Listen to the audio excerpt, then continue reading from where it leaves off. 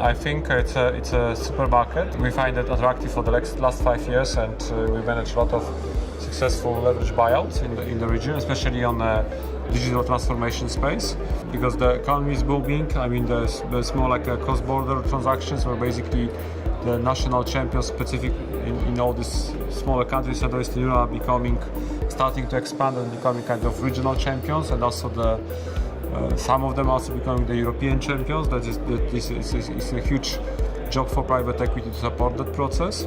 Also, I think there is a quite interesting supply-demand situation. Basically, we don't find that market being overpriced versus what you see in more mature economies like Western Europe, US.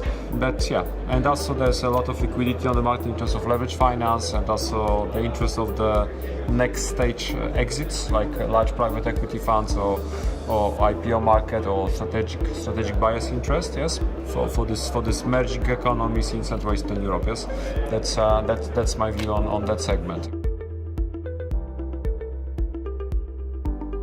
I mean, there are different countries, definitely in terms of companies with the global potentials and, let's say, global ambitions, with the technology backbone. I mean, definitely Czech Republic and Estonia are the most advanced at the moment, but also countries like Poland, Hungary are trying to catch up to that race, yes, to produce more kind of technology unicorns, yeah. And then in terms of regional play, where you try to convert the national champion to the regional champion, it's definitely Poland and Czech Republic because of the size of the domestic economy. Like Poland represents about 40% of the GDP of the region, and Czech Republic represents slightly less, but it's really central place for Central Eastern Europe, and relatively easy get regional expansion to Slovakia. It's getting like doubling the size of the financial market. Then you have a very high growth in Romania. Romania is catching up. It's like Poland 5, 10 to 15 years ago, and that's interesting dynamics around that.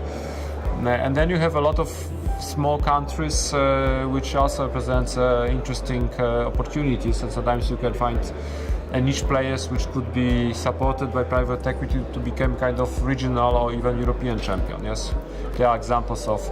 There's a company in Slovenia called Studio Moderna, which is a European champion. The country is super small. There's a couple of examples like that from Baltics, companies which converted to be C champions or European champions or even global champions. That you need to search for the proper targets.